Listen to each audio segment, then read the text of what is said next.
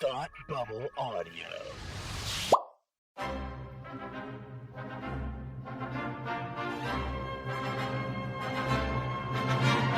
Look, up in the sky! You will never find the more wretched hive of scum and villainy. Welcome to Beer with Geeks with Tim and Frank. Who are you?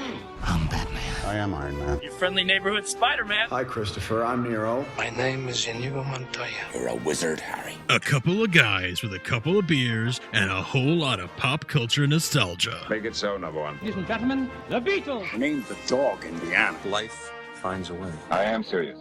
And don't call me Shirley. Now sit back and crack open a cold one, because it's time for Beer with Geeks. It comes in pints? Shaken, not stirred. Great Scott! I was way off.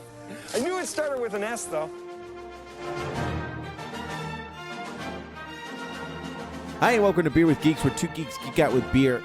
I'm Tim, and with me, as always, is my swap one friend for another friend, Frank. No, I'm just kidding. It's still Frank. Yeah.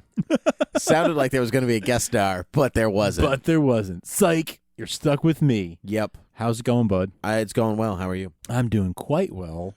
Once again, my friend, you have brought us a fresh lineup of beers. Yes, I have. From the Down the Road Beer Company. Yes, I have. What do we got today? We have a Pukwudgie American Pale Ale. That sounds vaguely inappropriate. Yes, a Pukwudgie is a mythological creature from North America, particularly New England. Ah. I will actually read the description right here after we crack these open. In Please 1, do. 2, 3. Oh my God, so good, so good. Every time. So take a sip while I read this. Okay. In the shadow-dappled forests of ancient New England, secret things move silently among the trees. Short of stature and long of hair, these spry creatures taunt travelers with ghost sounds and phantom smells, leading many witless wanderers astray. Some call them tricksters, sprites, devils, but they are the Pukwudgie, and they have owned these woods for a millennia. Ooh. Indeed. Our Hoppy Pale Ale is a tribute to Wampanoag's mythical Pukwudgie, with bright notes of passion fruit, mango, and citrus interwoven with refreshing bitters and light pine. Our Puck is a supernaturally well-balanced session ale. Enjoy. What do you think? I think it's delicious. I'm not sure that I'm getting the passion fruit, mango, and citrus. I do get the bitters and the pine. I get the bitters and the pine. You're right. I'm not tasting the fruit. I'm not. It's actually a fairly straightforward pale ale, American pale ale. Yep. It's pretty, but it's very good. It's very good. It's very, very good. Especially if you like American pale ale, but I'm not tasting those fruits. I'm not either. I think between so on a previous episode we tried their Kolsch. Yes. I think I like the Kolsch better than the pale ale. I like the Kolsch too. Yeah. And it's funny because I actually thought that I would like this more. I did too. I like Kolsch's, but I thought this would be more complex and more like the better flavor. But the Kolsch is more complex. The Kolsch is more complex. Yeah. There's something about the bitters that kind of swallow out the other a little bit. Yeah. But that said, it's a very good pale ale. It is a very good pale ale. Cheers to that. Cheers to Down the Road Beer Co. and the Pukwudgie American Pale Ale. What a great name. What a great name. Oh, yes. Pukwudgies are important in the Harry Potter universe, which is one of the reasons that I chose this. And by Harry Potter universe, I mean strictly the North American part of the Harry Potter universe. Got it.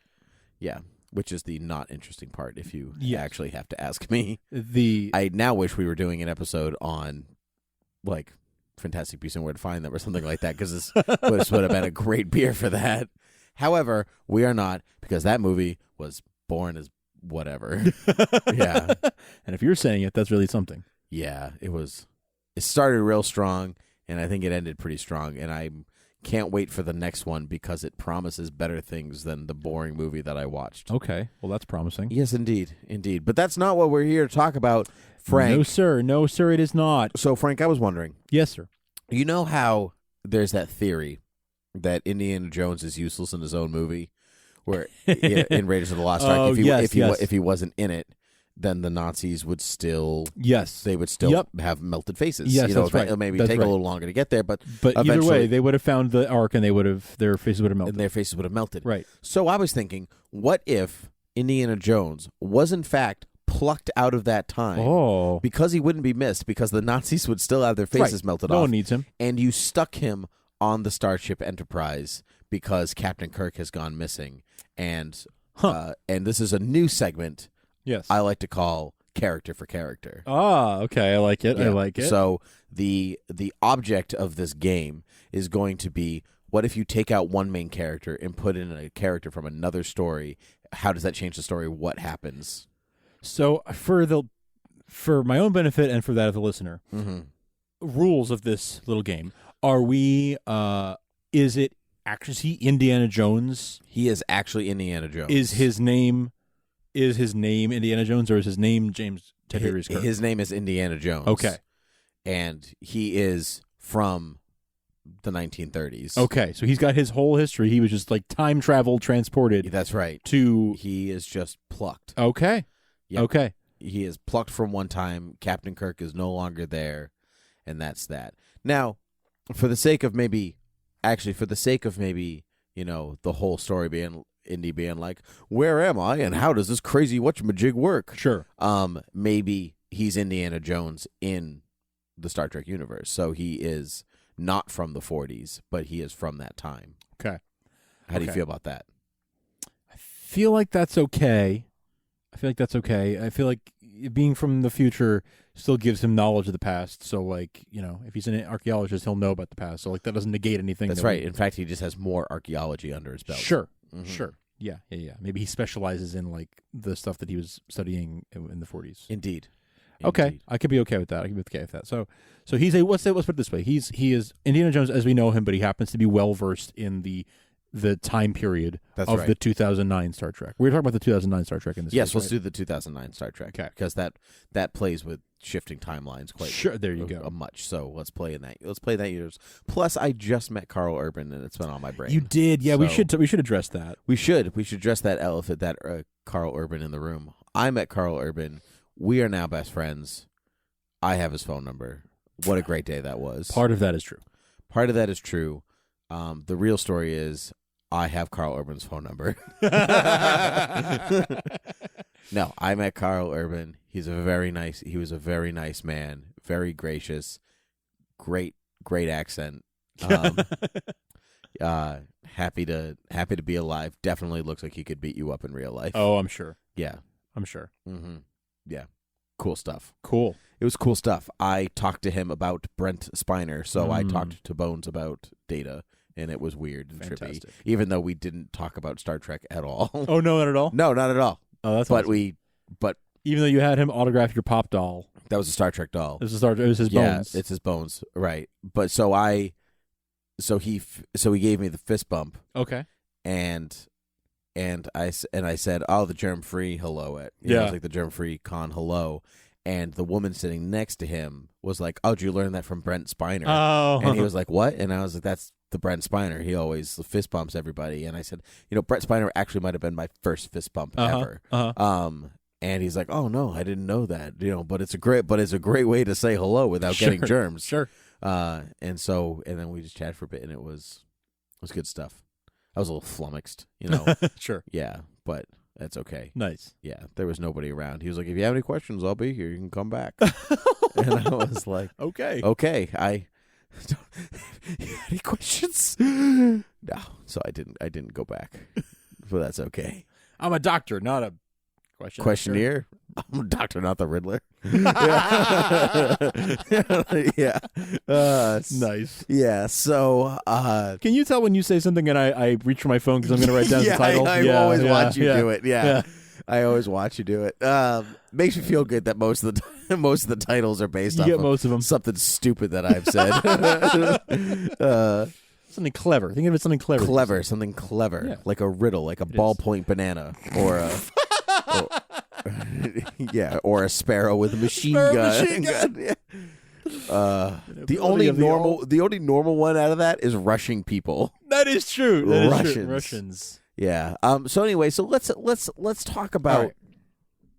So if it's Indiana Jones in place of T. Kirk and it's 2009 Star Trek, does that mean that his parents, Thor and and Star-Lord's Star-Lord's, ex-wife, and Star-Lord's ex-wife, Anna Faris, give birth to Indiana Jones? Sure. Instead of T. Kirk, I guess that yeah. So instead of what, Tiberius? No, that's a terrible name. Let's name him after your dad. Let's call him Indiana. Yeah. yeah. Wait. Okay. What? What? What? We named the dog Indiana. Yeah. Perfect then. Henry Jones Jr. Yeah. Yeah. So it's not Henry Kirk, is it? Because that would have been perfect. What's his dad's name? Oh, I don't remember. Oh my God. Why don't I should know? This is like one of your favorite movies. How do you not I don't. know this? I can't remember off the top of my head. I'll use my look up. Okay. I'll use my look up. I feel shame for not remembering. The Thor. But yeah, it's not Henry Kirk, is it? No, it's not Henry Kirk. No, but anyway, so let's say that they give birth to Indiana Jones instead of, or know what it is? Instead of, while James Tiberius Kirk is being born, right next door. There's yes, in the next pod. There's another. In the next pod. There's another couple giving birth. George Kirk. Yeah, George Kirk, thank you. So instead of George and Anna Faris. Is it Anna Faris? I'm pretty sure it's Anna Faris. I'm pretty sure you're wrong. I'm pretty sure I'm right. I'm going to use your lookup. Okay, that's fine. That's fine. I'm fairly certain it's Anna Faris. I think I'd remember if it was Anna Faris. Okay. I like the way you say Anna. It's Anna. It's Anna. Is it Anna? Yes, you pronounce it Anna. Anna Faris. No, it's Jennifer Morrison. Oh, I thought it was Anna Faris. No, it's Jennifer Morrison. All right, well, I'm going to continue to think that it's Anna Faris. Well, they look alike, though. They're both blonde. All right, maybe I have to watch the Kinda movie ends again. there. Maybe I have to watch the movie again. That's what Jennifer Morrison looks like. Oh, it's the girl from Once Upon a Time. Yes. She played Snow White. Yes. Yeah, okay. Yes, I'm good. I believe you're right. I'm about good that. now. Okay. Never mind. So anyway, not Chris Pratt's ex-wife. Nope. So anyway, Snow White and Thor are giving birth to Kirk, and then there's Sean Connery being like, no, he's got to be called Henry, damn it. Yeah. Oh my God. And so all that while he grows up in Connecticut. Mm-hmm. Okay, right? Connecticut. He's got to grow up in Connecticut. Right, that's true. Yeah, he's got to. Right. Yep, he's got to be, well educated. Mm-hmm. He's a well-educated young pup, Yep. and he's got to make it onto it. Starfleet's got to need some kind of historian, archaeologist. That's what I was going to say. He's got to be like the archaeology officer or whatever. So he is, in fact. So let's say James T. Kirk just breaks his leg in that bar fight or whatever, and doesn't quite make it to the Enterprise. Okay. So Indiana arrives instead, Yes. because also riding up on a motorcycle because it's Indiana Jones. That's right, yes. And he's like, oh, I don't want to go on this stupid spaceship. So in the reboot, is it Alden Ehrenreich playing Indiana Jones? In the 2009 it is. reboot? I don't know. I can't do that impression yet because I don't know what that sounds like yet. So we'll wait and see. Okay. So, but that means that it's Indiana Jones that sits down next to Bones at the thing. Okay, yeah. It would be great. I might throw up on you. I might throw up on you. Yeah. Oh, who cares? Yeah, I don't care about you throwing up on me. And is it Woody Harrelson instead of Bruce Greenwood? Who's like the mentor? Why would it be Woody? Oh my God! Right, because Han Solo reboot. Oh my God! Is Not it? reboot, in Han Solo No. reboot. Yeah. Well, yeah. You just gotta. Yeah, you gotta go and. Yeah, you know what I'm talking about. Oh, Yeah. Right. So, so then I guess they go into space, and he's like, Indiana, look out the window. Yeah. He's like, I don't want to look out the. Yeah. I don't want to look out the window. I hate space. Did I ever tell you about that time? Yeah. Well, actually, that's not really. That's like Grumpy Harrison Ford's like, I don't want to look out the window. He does that like. That's true. He does do that. Yeah. And then so. What's the line that I'm thinking of that where he has that exact intonation? Oh, you captured it. You got it. So that means they end up. So does that mean that? So that means that Indiana is he's a science officer, right? Mm-hmm. He wouldn't be command, right? I guess he would be a science officer technically. He's a science officer, But is he like the science officer, like Spock is? no. I would say he's like No, he's just a science officer. Okay. So, like, what does he do in the meantime? Well, I would say that. So my guess, I guess we missed the Starfleet Academy section. Probably. Yeah. I guess we did. Yeah. But my thinking is on the missions, his job on the ship would be like when they go to a new world, because if their whole thing is to discover new worlds and all that stuff. Yep. His job is to like collect archaeology samples and like look at the terrain and like that kind of stuff. Like take out his tricorder and like you know, like do that kind of like discover the stuff about the culture and like that would be his job. But in this case, I guess he got bumped up to captain because he was first mate. He was second in command. He was second in command. Well, he and Kirk were close enough that he was second in command, and so when Kirk is injured, he ends up being captain. Okay. So let's say Kirk gets to the spaceship. Okay. But he dies from anaphylactic shock because he's like, Mongtung, you got numtung? I can fix that, you know. So he just dies. So Bones' prank went too too far, and he dies. And so here, take this shirt. Go down to the dry cleaner. He's like, oh, I don't want your stupid yellow shirt. I don't want to need it. So the Enterprise runs into the Romulans, right? Like, hi, Christopher, I'm Nero. Yeah. And so he still needs people who can fight. And so when he's like, hey, I fight Nazis sometimes. And I just, I found the Ark of the Covenant at one time. And they're like, what's a Nazi? Yeah, right. That's hundreds of years ago. Yeah, when you're like, I wasn't. That's like saying, like, oh yeah, I defeated the Huns. Like, what are you talking about? Right? Like, yeah, you're a crazy man. Yeah. Blow him out the airlock. That's what we do on. That's what we do on this ship. Because that's humane. Yeah, get him off this ship. And so Get off my plane. So it's not really Indiana Jones that's on this ship. It's just Harrison Ford, which in some ways is even better. It's like in a weird amalgamation of all these things. What are you doing on this ship? I didn't kill my wife. The name's Deckard. Yeah. Oh my God. I once fought aliens as a cowboy. Yeah. We won with the help of James Bond as a cowboy. He was a pretty good James Bond. James Bond, the other guy, not my dad. Not my dad, the James Bond. Not my dad. My partner, the James Bond. The other Bond. You know what I'm talking about. Anyway. You don't care what he wears the Omega watches. Yeah, and not the Rolex. Not the Rolex. Did you know that James Bond only wears a Rolex in the films because it was the director's Rolex in Dr. No? No, it was Ian Fleming's Rolex. Ian Fleming's Rolex. That's what it was. Yeah. Because Rolex was like, no, we don't want to do product placement for you. Yeah. In like 1960, they were like, we don't know where this film's going. No, we're not going to waste our money on this. And so they borrowed. He actually wore Ian Fleming's personal Rolex. That's pretty cool. I like that. So we're getting a little off course here. No, we're not even paying attention to our own rules that we just established. Rules be damned. We just established. So okay. So they hi Christopher, I'm Nero. Yeah. Without Kirk saying, so this actually shows you how integral Kirk is to the plot. It's true. Because without Kirk saying we're going into a trap. Yep. They're not ready for the trap, which means that the Enterprise really just blows up. That's true. Yeah. Well, but would Indiana Jones be smart enough to... Maybe he's friends with Uhura in school. Sure.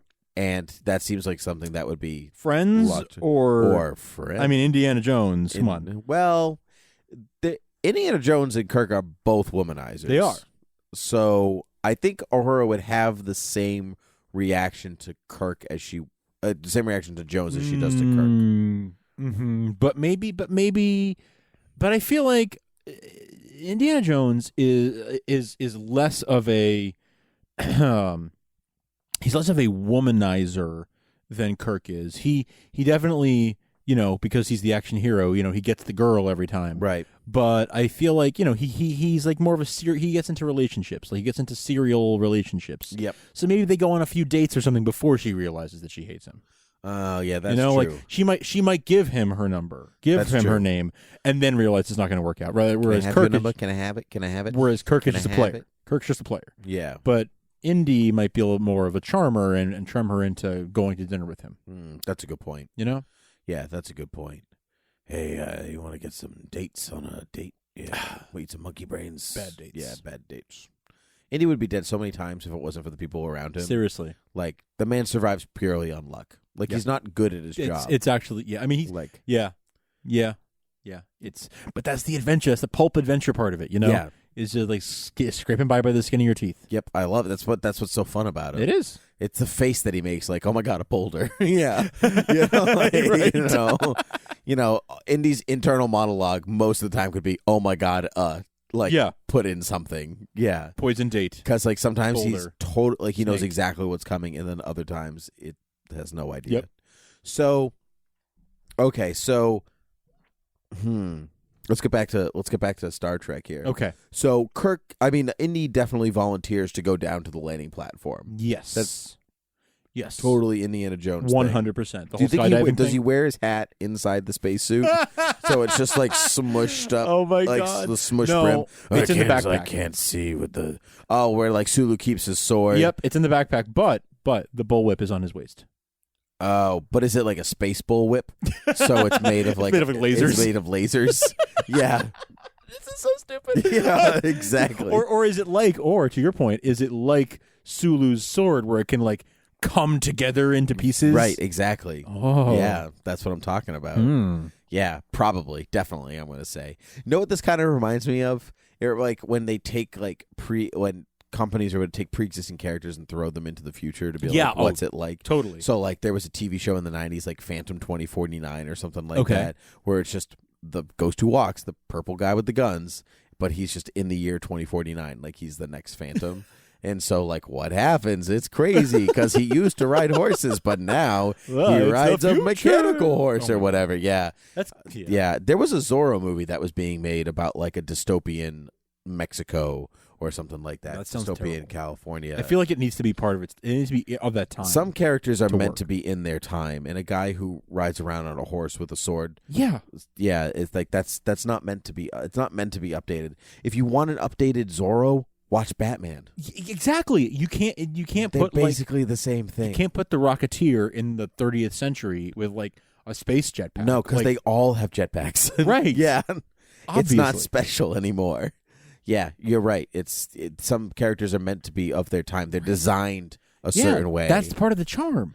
And Indiana Jones, honestly, that's kind of part of his charm, which is why we're like, what do we do with the hat? What do we do with the whip? I don't know. Right, Nothing makes sense. His charm is to be in that era. Right. He exists like, oh my God, a team up with Indiana Jones and the Rocketeer. Like, come on. See, I'd rather see that. I'd rather see you team up those guys who are of that time period. That's its own segment. I would love to see that segment. Oh, yeah. Like what's their team up like? What's the team up like? Yeah. Let's change tactics right now. No. Halfway through. No, let's let's we only got a couple minutes. Let's finish this out. Let's ride this out to completion. So Vulcan is being destroyed now. Yep. And Vulcan's being destroyed. So they do so he's got his futuristic whip and he's helping people out, but he's definitely just wants to be like, where's my gun? I'll just shoot them from afar. Yeah, just boom, boom. So he'd be the one to say fire everything. Yeah. Fire everything. He would be. And so he survives the platform, and then Indy's not really the guy. Is Indy the guy to yell at Spock about decisions? So does he end up down on the planet, like, to meet old Spock? Well, he's because if Kirk's around, like, he's just like in the audience. Remember, like that, like the Kobayashi Maru. He's just like watching the trial. You know what I mean? Yeah. But if the reason Kirk got down on that moon and met old Spock was because he got ejected from the ship. Right. That's what I'm saying. So is Indy the kind of guy to do that, to get ejected? I'm going to say he is. If he's passionate enough about something, I could see him fight, because he fights for what's right, right? That's right. He fights for like Kirk. Like Kirk. I chose Star Trek because he and Kirk are very similar. They are, but they're similar but different enough because Kirk is headstrong and arrogant. Yep. Where Jones is determined. Yeah. It's a good distinction. Yeah, like it's more about principle than it is about ego. Yeah, it belongs in a museum. Right. It doesn't belong in his personal collection. It belongs in a museum. In a museum. Yeah. It's not like it doesn't belong to you, it belongs to me, whereas Kirk would be a little more of like ego, it's more about me. Yep. But with Jones, it's more about the third principle. Party. Yeah. It's a good point. So for the sake of the argument, let's say he is principled enough about this. Yeah. And he does that on the planet. He does meet old. Mm-hmm. He does meet old Spock. At that point, I would say he does then go back and piss off young Spock enough. I think all of that lines up. That lines up pretty well up through there. Meeting Scotty and all that plays pretty much the same. And beaming back up, pissing off young Spock so he can be captain again. Yep. I see all that happening. And then when it comes to, okay, now he took over, and so now he's going to have to take on the Romulans. Yep. I think he would. I don't think he would do exactly what Kirk did. So what does Kirk do? Let's remind ourselves. So Kirk is very smug about things, and he decides to. So when the Romulans get to Earth, he decides to do the thing where they with the help of like Chekhov and Scotty and everybody, they come up with a plan of let's hide behind Titan. Yep. So we're out of radio signal. Yep. Sneak up on the Romulans, and then get them to fire everything at us. Yeah. Release the red matter, and that the explosion from that should give us enough to propel us out of the black hole that it generates. Right. It'll suck in the Romulans, and we get away, and we save the Earth. We save the solar system. Okay. I think. I'm thinking of like, how did he beat the Nazis? Like, what is his tactic there? So it's more of let them do stuff. Let them fall into their own trap. Like, let them fall into a trap of their own making. So I guess it actually is kind of similar then, really, because it's like let them release the red matter, but they'll get sucked into it. That's right. It is the trap of their own making. Yeah, they are so similar. Yeah, it is very similar. So really, actually, if you took Indiana out. Because Indiana in itself could be command in Star Trek. Sure. Like, based on like the adventuring type of person that he is, not so much like the archaeologist side, but like the other side. Like he could potentially all line up where he still just pretty much goes through all those motions anyway. So what we're saying is in both Raiders of the Lost Ark and in Star Trek, whether he's there or not makes no difference. It makes no difference.